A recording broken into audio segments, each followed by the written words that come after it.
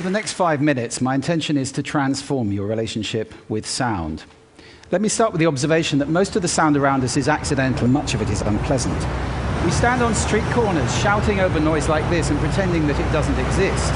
Well, this habit of suppressing sound has meant that our relationship with sound has become largely unconscious. There are 4 major ways sound is affecting you all the time, and I'd like to raise them in your consciousness today. First is physiological. Sorry about that, I've just given you a shot of cortisol, your fight-flight hormone. Sound's affecting your hormone secretions all the time, but also your breathing, your heart rate, which I just also did, and your brain waves. It's not just unpleasant sounds like that do it. This is surf. It has a frequency of roughly 12 cycles per minute. Most people find that very soothing, and interestingly, 12 cycles per minute is roughly the frequency of the breathing of a sleeping human. So there's a deep resonance with being at rest. We also associate it with being stress-free and on holiday. The second way in which sound affects you is psychological. Music is the most powerful form of sound that we know that affects our emotional state. This is guaranteed to make most of you feel pretty sad if I leave it on. Music is not the only kind of sound, however, which affects your emotions. Natural sound can do that too. Birdsong, for example, is a sound which most people find reassuring. There's a reason for that. Over hundreds of thousands of years, we've learned that when the birds are singing, things are safe. It's when they stop you need to be worried. The third way in which sound affects you is cognitively.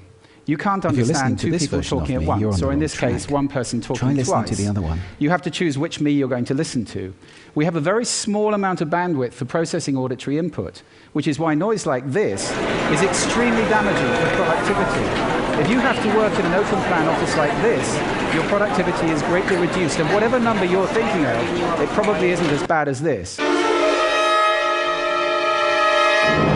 You are 1/3 as productive in open-plan offices as in quiet rooms. And I have a tip for you. If you have to work in spaces like that, carry headphones with you with a soothing sound like birdsong, put them on, and your productivity goes back up to triple what it would be. The fourth way in which sound affects us is behaviorally. With all that other stuff going on, it would be amazing if our behavior didn't change. So ask yourself, is this person ever going to drive at a steady 28 miles per hour? I don't think so. At the simplest, you move away from unpleasant sound and towards pleasant sound. So if I were to play this, for more than a few seconds, you feel uncomfortable. For more than a few minutes, you'd be leaving the room in droves. For people who can't get away from noise like that, it's extremely damaging for their health. And that's not the only thing that bad sound damages. Most retail sound is inappropriate and accidental and even hostile, and it has a dramatic effect on sales. For those of you who are retailers, you may want to look away before I show this slide. They're losing up to 30% of their business with people leaving shops faster or just turning around on the door. We all have done it, and leaving the area because the sound in there is so dreadful. I want to spend just a moment talking about the model that we've developed, which allows us to start at the top and look at the drivers of sound, analyze the soundscape, and then predict the 4 outcomes I've just talked about, or start at the bottom and say what outcomes do we want, and then design a soundscape to have a desired effect. At last, we've got some science we can apply, and we're in the business of designing soundscapes. Just a word on music. Music is the most powerful sound there is, often inappropriately deployed. It's powerful for 2 reasons. You recognize it fast, and you associate it very powerfully. I'll give you 2 examples. Most of you recognize that immediately. The younger, maybe not.